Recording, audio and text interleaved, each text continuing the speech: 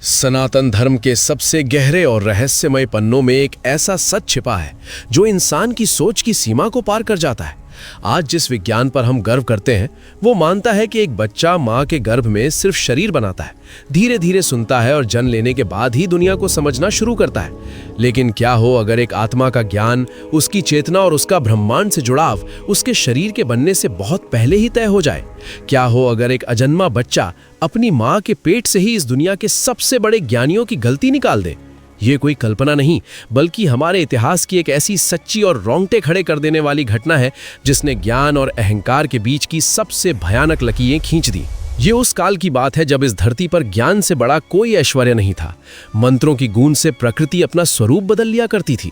इसी युग में महर्षि उद्दालक का एक अत्यंत शांत और पवित्र आश्रम हुआ करता था। ये कोई साधारण जगह नहीं थी बल्कि एक ऐसा तपोवन था जहां की हवाओं में वेदों की ऋचाएं बसा करती थीं। महर्षि उद्दालक के पास सैकड़ों शिष्य ज्ञान प्राप्ति के लिए आते थे और उन्हीं में से एक था कहोड़। कहोड़ का समर्पण अद्भुत था। जहां अन्य शिष्य थक कर सो जाते थे, कहोड़ रात रात भर जागकर वेदों का अध्ययन करता। गुरु की सेवा में उसने अपना जीवन झोंक दिया था। उसकी इस असीम निष्ठा और तपस्या को देखकर ही महर्षि उद्दालक ने अपनी अत्यंत गुणवान पुत्री सुजाता का विवाह उसके साथ कर दिया था। लेकिन कहोड़ के भीतर एक बहुत बड़ी कमी थी। वो परिश्रमी तो था परंतु वेदों के मंत्रों के उच्चारण में वो अक्सर गलतियां कर बैठता था। सनातन धर्म के ध्वनि विज्ञान के अनुसार मंत्र केवल शब्द नहीं होते, वे ब्रह्मांडीय ऊर्जा को जागृत करने की चाबियां होते हैं। एक मात्रा या स्वर की भी चूक उस मंत्र की पूरी शक्ति को बदल सकती है। कहोड़ लगातार प्रयास करता परंतु फिर भी उसकी वाणी में वो शुद्धता नहीं आ पा रही थी जो एक सिद्ध ज्ञानी में होनी चाहिए। विवाह के कुछ समय पश्चात सुजाता गर्भवती हुई और यहीं से एक ऐसा रहस्यमयी अध्याय शुरू हुआ जो इंसान की कल्पना से परे है। जरा सुजाता के उस गर्भ के भीतर के अंधकार और शांति की कल्पना कीजिए। वहां पल रहा वो शिशु मात्र हाड़ मांस का कोई पुतला नहीं था। वो एक ऐसी प्राचीन और जागृत चेतना थी जो अपने पिछले जन्मों के अथाह ज्ञान और ब्रह्मांडीय ऊर्जा के साथ इस शरीर में उतरी थी। वो अपनी मां की नाभि से केवल पोषण ही नहीं खींच रहा था बल्कि सीधे ब्रह्मांड के परम सत्य से जुड़ा हुआ था। आश्रम की कुटिया में बाहर बैठकर पिता कहोड़ जब भी वेदों का सस्वर पाठ करते, गर्भ के भीतर वो शिशु एक एक शब्द को आत्मसात कर लेता। लेकिन जब कहोड़ उच्चारण में कोई गलती करते तो उस अशुद्ध ध्वनि से उस अजन्मे शिशु की आत्मा बेचैन हो उठती। उसे वो गलतियां इतनी स्पष्ट महसूस होती थीं मानो कोई पूर्ण और सुरीले संगीत के बीच बार बार बेसुरी ताल छेड़ रहा हो। महीने बीतते गए और गर्भ में पल रहा वो शिशु बिना बाहर की दुनिया देखे ही वेदों और शास्त्रों का परम ज्ञानी बन चुका था। एक रात तेल का दिया टिमटिमा रहा था जिसकी रोशनी में सुजाता गहरी नींद सो रही थी। कहोड़ वेदों का एक अत्यंत जटिल अध्याय पढ़ रहे थे। थकान के बावजूद वे लगातार एक श्लोक का पाठ कर रहे थे, लेकिन हर बार उनके मुख से उस श्लोक का उच्चारण गलत हो रहा था। झल्लाहट में वे बार बार उसी अशुद्ध श्लोक को दोहरा रहे थे। तभी उस घुप अंधेरी और शांत कुटिया में एक आवाज गूंजी, पिताश्री रुक जाइए, आप इस श्लोक का उच्चारण लगातार गलत कर रहे हैं। कहोड़ के हाथ से ग्रंथ छूट गया। वे बुरी तरह चौंक गए और घबराकर चारों तरफ देखने लगे। कुटिया में सोती हुई सुजाता के अतिरिक्त कोई नहीं था। उन्होंने गहरी सांस ली और सोचा कि शायद ये उनके थके हुए मस्तिष्क का कोई भ्रम है। उन्होंने पुनः उस श्लोक को उसी अशुद्ध स्वर में पढ़ना शुरू किया, लेकिन तभी वो आवाज फिर से उभरी, अत्यंत शांत लेकिन दृढ़। पिताश्री, वेद की ऋचाएं सृष्टि की पवित्र ध्वनियां हैं। आप रात्रि के इस प्रहर में इनका शुद्ध उच्चारण करके उस पवित्र ऊर्जा को खंडित कर रहे हैं। आपके श्लोक का स्वर पूरी तरह से अनुचित है। कहोड़ के माथे पर पसीना आ गया। उन्हें यह समझते देर ना लगी कि ये आवाज हवा से नहीं बल्कि गहरी नींद में सो रही उनकी पत्नी सुजाता के पेट से आ रही है। उस गर्भ से जहां एक शिशु अभी पूरी तरह बन भी नहीं पाया था, वो अजन्मा बच्चा अपने पिता को सही वेद पाठ सिखा रहा था। उस एक पल में कहोड़ के भीतर इंसान का सबसे बड़ा शत्रु अहंकार एक जहरीले नाग की तरह फन फैलाकर खड़ा हो गया। एक पिता और ब्राह्मण के रूप में उन्हें प्रसन्न होना चाहिए था कि उनके घर एक ऐसा महाज्ञानी जन्म लेने वाला है जो जन्म से पूर्व ही वेदों का ज्ञाता है। लेकिन कहोड़ को यह अपना भयानक अपमान लगा। इतने वर्षों की तपस्या के बाद मेरी गलती एक अजन्मा बच्चा निकाल रहा है, वो भी मेरी ही अपनी पत्नी के पेट से। इसने मुझे गलत साबित करने का दुस्साहस कैसे किया? क्रोध में अंधे हो चुके कहोड़ अपनी जगह से उठे। उन्होंने सुजाता के गर्भ की ओर उंगली उठाई और उस सन्नाटे को चीरते हुए एक खौफनाक श्राप दे डाला। अहंकारी जीव, तूने दुनिया देखने से पहले ही अपने पिता के ज्ञान पर सवाल उठाया है। तूने गर्भ से ही मुझे टेढ़ा साबित करने का दुस्साहस किया है। तो सुन मेरा श्राप, जिस तरह तूने मेरी वाणी को टेढ़ा कहा है, मैं तुझे श्राप देता हूं कि तू जब जन्म लेगा तो तेरा शरीर 8 अलग अलग जगहों से भयानक रूप से टेढ़ा मेढ़ा होगा। तू जीवन भर उसी विद्रूपता के साथ जिएगा। श्राप के वो शब्द निकलते ही बाहर एक तेज सर्द हवा का झोंका आया। सुजाता अचानक घबराहट में उठ बैठी, इस बात से पूरी तरह अनजान कि उसके पति ने ही उसके बच्चे को एक भयानक पीड़ा में ढकेल दिया है। लेकिन गर्भ के भीतर उस महाज्ञानी शिशु ने यह श्राप अत्यंत शांति से स्वीकार कर लिया, क्योंकि वो जानता था कि शरीर तो महज एक आवरण है, असली स्वरूप तो आत्मा है जो कभी टेढ़ी नहीं हो सकती। अगले दिन जब सुबह की किरणें आश्रम में पड़ी तो सब कुछ सामान्य लग रहा था, लेकिन नियति ने अपना खेल शुरू कर दिया था। सुजाता का समय अब नजदीक आ रहा था। वो जल्द ही एक बच्चे को जन्म देने वाली थी, लेकिन उनके जीवन में एक नया संकट खड़ा हो गया था, भयंकर दरिद्रता। आश्रम में खाने तक के लाले पड़ गए थे। एक अजन्मय बच्चे के भविष्य और उसकी जिम्मेदारियों के बोझ ने सुजाता को भीतर तक डरा दिया था। एक दिन अपनी गरीबी से हताश होकर सुजाता ने कहोड़ से कहा कि उन्हें राजा जनक के दरबार में मिथिला जाना चाहिए। राजा जनक ज्ञानियों का बहुत सम्मान करते हैं और उन्हें शास्त्रार्थ में प्रसन्न करके कहोड़ बहुत सारा धन और स्वर्ण जीत सकते हैं, जिससे उनके आने वाले बच्चे का जीवन संवर जाएगा। कहोड़, जिनके भीतर ज्ञान से अधिक अब अहंकार और धन की लालसा जाग चुकी थी, वे तुरंत मिथिला के लिए निकल पड़े। उन्हें लगा कि उनके वेदों के ज्ञान के सामने कोई टिक नहीं पाएगा, लेकिन वे नहीं जानते थे कि वे धन कमाने नहीं बल्कि अपनी मौत के कुएं में छलांग लगाने जा रहे हैं। उन दिनों मिथिला का दरबार केवल ज्ञान की चर्चाओं का केंद्र नहीं था, बल्कि वहां एक खौफनाक और रहस्यमयी मौत का साया मंडरा रहा था। राजा जनक के दरबार में जल देवता वरुण का पुत्र बंदी आया हुआ था। बंदी कोई साधारण ज्ञानी नहीं था। उसकी आंखों में गहरे समुद्र जैसी ठंडक और उसके शब्दों में एक ऐसा माया जाल था जिसे भेदना किसी इंसान के बस की बात नहीं थी। लेकिन बंदी के वहां होने का असली कारण शास्त्रार्थ जीतना नहीं था। इसके पीछे एक बहुत ही खौफनाक रहस्य छिपा था।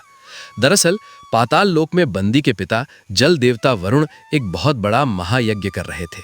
उस यज्ञ की पूर्णता के लिए उन्हें धरती के सर्वश्रेष्ठ और सबसे विद्वान ब्राह्मणों की आहुति चाहिए थी। बंदी इसी काम के लिए मिथिला आया था। राजा जनक के दरबार में उसने ये नियम बना दिया था कि जो भी ज्ञानी उससे शास्त्रार्थ में हारेगा, उसे जिंदा पानी में डुबोकर पाताल भेज दिया जाएगा। बंदी के मायाजाल में फंसकर कई महान ज्ञानी अपनी जान गंवा चुके थे और मिथिला की नदियों का पानी उन ब्राह्मणों की जल समाधि का गवाह बन चुका था। धन की भूख और अपने ज्ञान के घमंड में अंधे हो चुके कहोड़ जब जनक के दरबार में पहुंचे तो उन्होंने सीधे बंदी को शास्त्रार्थ के लिए ललकार दिया। बंदी ने एक ठंडी मुस्कान के साथ कहोड़ को देखा। शास्त्रार्थ शुरू हुआ। बंदी के प्रश्न किसी गहरे भंवर की तरह थे जिनमें कहोड़ उलझते चले जा रहे थे।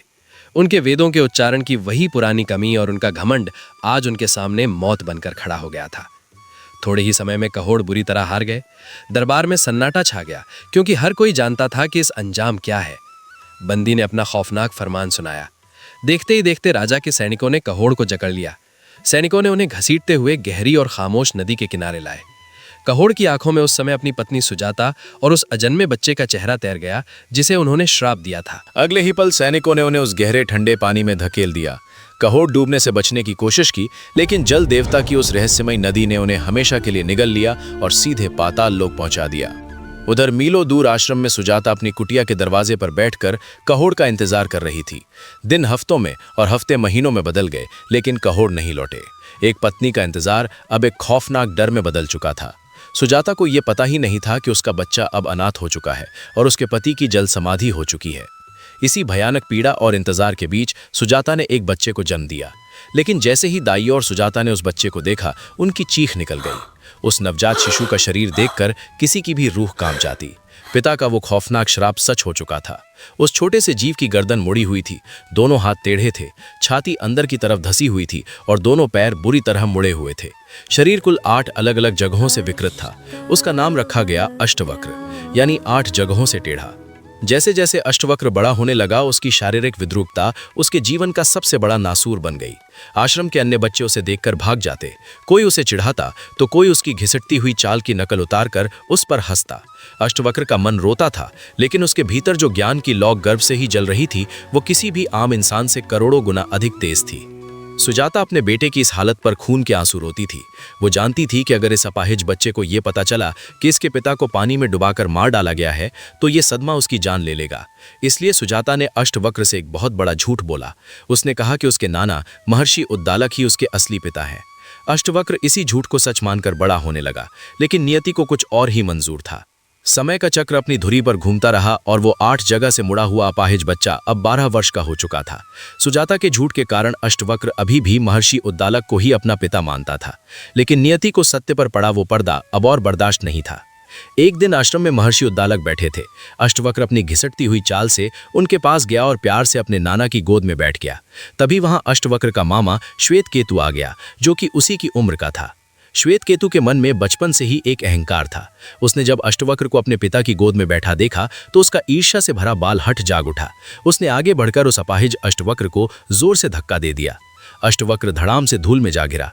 श्वेतकेतु ने तिरस्कार भरी नजरों से उसे देखा और चिल्लाया, हट जा यहां से, ये मेरे पिता की गोद है, तेरी नहीं। जा जाकर अपने असली पिता की गोद में बैठ। धूम में गिरा अष्टवक्र केवल शारीरिक रूप से आहत नहीं हुआ था, बल्कि इस सत्य के वज्रपात ने उसकी आत्मा को झकझोर कर रख दिया था।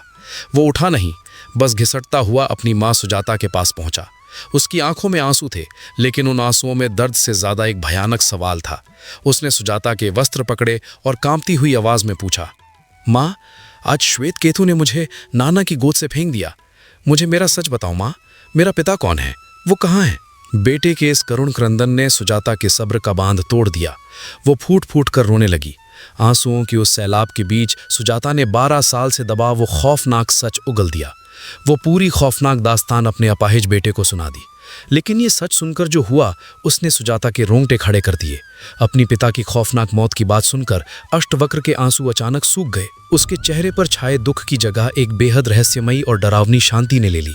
उसकी आंखों में दैवीय चमक लौट आई और फिर उसने एक ऐसी स्थिर आवाज में बोला जो किसी बच्चे की नहीं, बल्कि एक युगों पुराने सिद्ध योगी की लग रही थी।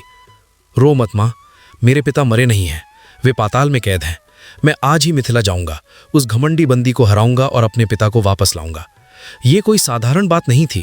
एक ऐसा बच्चा जो ठीक से खड़ा भी नहीं हो सकता था, वो उस बंदी को ललकारने जा रहा था जिसने ब्रह्मांड के सर्वश्रेष्ठ ज्ञानियों को पानी में डुबो दिया था। लेकिन अष्टवक्र ने अपना संकल्प ले लिया था। उसने अपने साथ श्वेतकेतु को लिया और मिथिला की उस खौफनाक और मीलों लंबी यात्रा पर निकल पड़ा। जरा उस अपाहिज बच्चे के सफर की कल्पना कीजिए। तपता हुआ सूरज, ऊबड़ खाबड़ रास्ते और अष्टवक्र का वो 8 जगह से मुड़ा हुआ शरीर। उसके पैर सीधे नहीं पड़ते थे, उसके घुटने छिल गए थे, कोहनियों से खून रिसने लगा था। नुकीले कंकड़ उसके घिसटते हुए पैरों को चीर रहे थे। श्वेतकेतु बार बार उसे रुकने को कहता, लेकिन अष्टवक्र रुक नहीं रहा था। उसका शरीर भले ही खून से लथपथ हो गया था, सांसें फूल रही थीं, लेकिन उसकी आत्मा उस परम चेतना के रथ पर सवार होकर मिथिला की ओर बढ़ रही थी। ये कोई शारीरिक यात्रा नहीं थी, ये एक बेटे का अपने पिता के लिए, एक ज्ञानी का सत्य के लिए किया गया महासंग्राम था। कई दिनों की उस रूह कंपा देने वाली यात्रा के बाद अष्टवक्र और श्वेतकेतु मिथिला की भव्य सीमाओं पर पहुंचे। मिथिला का द्वार अत्यंत विशाल था और वहां भारी भीड़ जमा थी। अचानक वहां एक भारी कोलाहल मच गया। राजा जनक का स्वर्ण जड़ित रथ द्वार से गुजरने वाला था। राजा के सैनिक हाथों में भाले लिए दौड़ पड़े और जनता को धक्के मारकर रास्ता खाली कराने लगे। भीड़ को धकेलते हुए एक सैनिक की नजर उस अपाहिज, टेढ़े मेढ़े और खून से सने अष्टवक्र पर पड़ी। सैनिक ने अहंकार में भरकर अष्टवक्र को एक जोरदार धक्का मारा। ऐ अपाहिज, दिखाई नहीं देता महाराज का रथ आ रहा है, पीछे हट। अष्टवक्र फिर से धूल में गिर पड़ा, लेकिन इस बार वो शांत नहीं रहा। अष्टवक्र ने धूल से भरे अपने सिर को ऊपर उठाया। उसकी आंखों में सूर्य जैसा तेज था। उसने राजा जनक की आंखों में सीधे देखते हुए हुंकार भरी, राजन, आपके सैनिक किस अधिकार से मुझे मार्ग से हटा रहे हैं? शास्त्रों का विधान कहता है कि रास्ते पर पहला अधिकार किसी अंधे का है, फिर किसी अपाहिज का, फिर किसी स्त्री का और उसके बाद एक ब्रह्मज्ञानी का। राजा का अधिकार सबसे अंत में आता है। मैं एक ब्राह्मण हूं और सत्य की खोज में यहां आया हूं। अपने रथ को पीछे हटाइए महाराज। राजा जनक उस अपाहिज बच्चे के मुख से ये ज्ञान, ये निर्भीकता और ये सत्य सुनकर पूरी तरह स्तब्ध रह गए। उनके रोंगटे खड़े हो गए। वे समझ गए कि धूल में सना हुआ ये मुड़ा तोड़ा शरीर कोई आम इंसान नहीं, बल्कि ज्ञान का साक्षात ज्वालामुखी है। राजा जनक का वो दरबार कोई साधारण सभा नहीं थी। वहां की दीवारें सोने और रत्नों से जड़ी थीं और उस भव्य कक्ष में पृथ्वी के सबसे बड़े विद्वान, ऋषि मुनि और ज्ञानी अपने अपने आसनों पर विराजमान थे। वहीं एक ऊंचे आसन पर जल देवता का पुत्र बंदी बैठा था, जिसकी आंखों में खौफनाक गुरूर और मायावी चमक थी। पूरा दरबार शांत था। तभी द्वारपालों को दरकिनार करते हुए अष्टवक्र उस भव्य दरबार के बीचों बीच आ पहुंचा।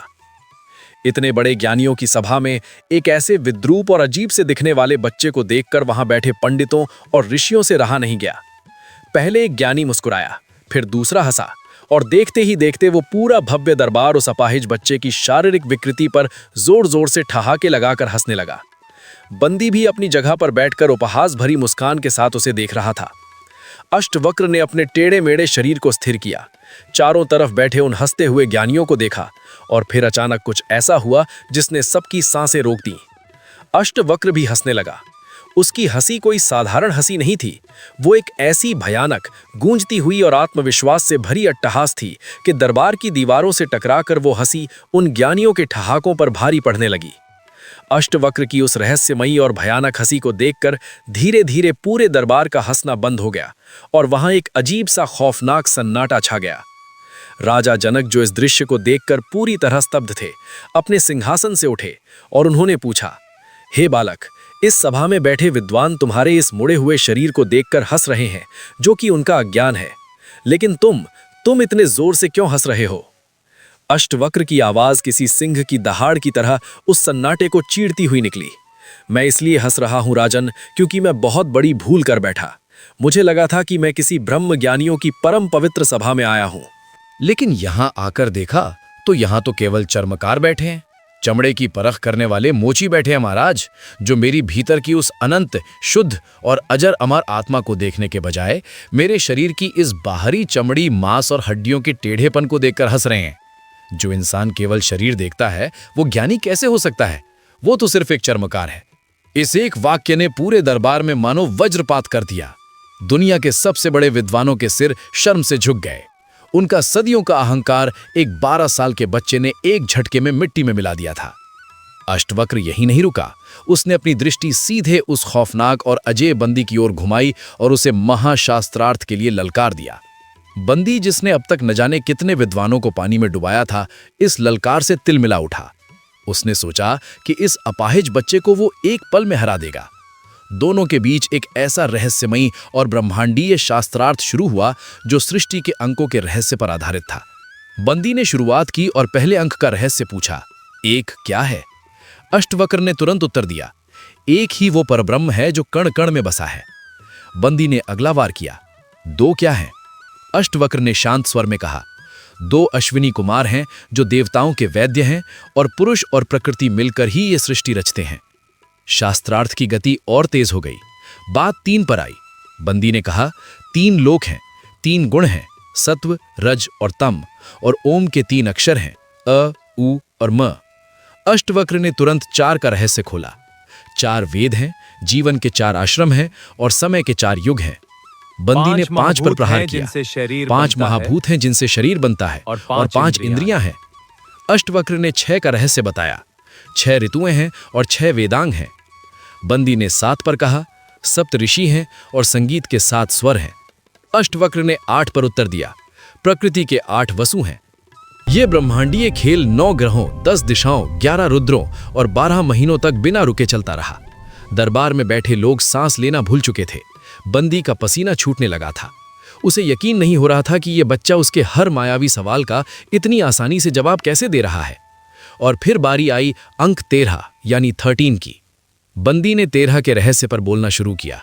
वो चंद्रमास के 13वें दिन यानी त्रयोदशी के बारे में कुछ श्लोक बोलने लगा, लेकिन अचानक उसकी आवाज लड़खड़ा गई। उसका ज्ञान शून्य हो गया। वो आधा ही श्लोक बोल पाया और बीच में ही अटक गया। दरबार में सन्नाटा छा गया। अष्टवक्र ने बिना एक पल गंवाए अपनी गूंजती हुई आवाज में उस श्लोक को पूरा किया और 13 का वो परम ब्रह्मांडीय रहस्य खोल दिया जो बंदी नहीं बता पाया था। बंदी का सिर झुक गया। उसका घमंड चूर चूर हो गया था। जो वरुण पुत्र पूरे आर्यवर्त के ब्राह्मणों के लिए मौत का सौदागर था, वो आज एक 12 साल के अपाहिज बच्चे के सामने हार मान चुका था। अष्टवक्र ने राजा जनक की ओर देखा और कहा, राजन, नियम के अनुसार ये शास्त्रार्थ हार चुका है। इसने मेरे पिता और न जाने कितने निर्दोष ब्राह्मणों को पानी में डुबाकर मारा है। मैं मांग करता हूं कि इसे भी अभी इसी क्षण जल समाधि दी जाए। मौत को अपने सामने खड़ा देख बंदी कांप उठा। उसने हाथ जोड़ लिए और अपना सबसे बड़ा रहस्य खोलते हुए कहा, रुक जाइए, मैंने किसी ब्राह्मण को नहीं मारा है। मेरे पिता वरुण देव पाताल लोक में 12 वर्ष का एक महायज्ञ कर रहे थे। मुझे उस यज्ञ के लिए धरती के सर्वश्रेष्ठ ज्ञानियों की आवश्यकता थी, इसलिए मैं जो भी हारता उसे अपने मायाजाल से जिंदा ही पाताल भेज देता था। अब वो यज्ञ पूरा हो चुका है, वे सब जीवित हैं। बंदी ने जल देवता का आवाहन किया उसी क्षण मिथिला के पास बहने वाली नदी का पानी भयानक गर्जना के साथ फटने लगा। पानी के बीच से एक रास्ता बना और एक एक करके वे सभी महान ऋषि मुनि और ब्राह्मण बाहर आने लगे, जिन्हें मृत समझ लिया गया था। उन्हीं के बीच से एक चेहरा बाहर आया। वो महर्षि कहोड़ थे। 12 साल बाद पाताल से वापस लौटे कहोड़ ने जब दरबार में अपने उस 12 साल के टेढ़े मेढ़े बेटे को देखा जिसने आज उनके प्राण बचाए थे, तो उनके भीतर अपराध बोध और पछतावे का ज्वालामुखी फट पड़ा। कहोड़ दौड़कर अपने बेटे के पास आए और उसके पैरों में गिरकर फूट फूट कर रोने लगे। मुझे क्षमा कर दे मेरे बच्चे, मेरे अहंकार ने मुझे अंधा कर दिया था। मैंने ही तुझे ये भयानक श्राप दिया था और आज तूने ही मुझे मौत से बाहर निकाला है। अष्टवक्र ने अपने पिता को गले से लगा लिया। 12 साल का वो दर्द, वो श्राप और वो पीड़ा आंसुओं में बह गई। कहोड़ ने अष्टवक्र को समन्नगा नदी में स्नान करने को कहा। समन्नगा नदी यानी शरीर को समान करने वाली नदी। अष्टवक्र जब उस रहस्यमयी समन्नगा नदी के जल में उठा और डुबकी लगाकर बाहर निकला तो पूरा दरबार एक और चमत्कार का साक्षी बना। नदी के उस दैवीय जल ने श्राप को हमेशा के लिए धो दिया था। अष्टवक्र का वो 8 जगह से मुड़ा हुआ शरीर एकदम सीधा, अत्यंत सुडौल, सुंदर और देवताओं के समान तेजस्वी हो चुका था। राजा जनक अष्टवक्र के इस परम ज्ञान से इतने प्रभावित हुए कि उन्होंने उसे अपना गुरु मान लिया। राजा जनक और अष्टवक्र के बीच ज्ञान का जो महासंवाद हुआ वो आज भी सनातन धर्म में अष्टवक्र गीता के नाम से अमर है। इस पूरी महागाथा का सार और अष्टवक्र गीता का परम रहस्य ये है कि तुम ना तो शरीर हो, ना तुम जन्म लेते हो, ना तुम मरते हो। ये बाहरी रूप रंग, ये सुंदरता, ये कुरूपता, ये धन और ये गरीबी सब एक भ्रम है, एक माया है। तुम सिर्फ एक शुद्ध, मुक्त, अजर, अमर और अनंत चेतना हो। जब इंसान इस सत्य को जान लेता है तो दुनिया का कोई दुख, कोई श्राप और कोई भी खौफनाक परिस्थिति उसे डरा नहीं सकती। ज्ञान वो नहीं जो आपके भीतर महाज्ञानी होने का घमंड पैदा करे, बल्कि असली ज्ञान वो है जो आपको ये एहसास दिलाए कि इस ब्रह्मांड के विराट रूप के सामने मैं कुछ भी नहीं हूं। अहंकार से भरा हुआ ज्ञान अज्ञान से भी ज्यादा भयंकर और विनाशकारी होता है। सत्य के रास्ते पर चलने वाले को दुनिया चाहे कितना भी अपाहिज या कमजोर क्यों न समझे, ब्रह्मांड की पूरी शक्ति उसी के पीछे खड़ी होती है।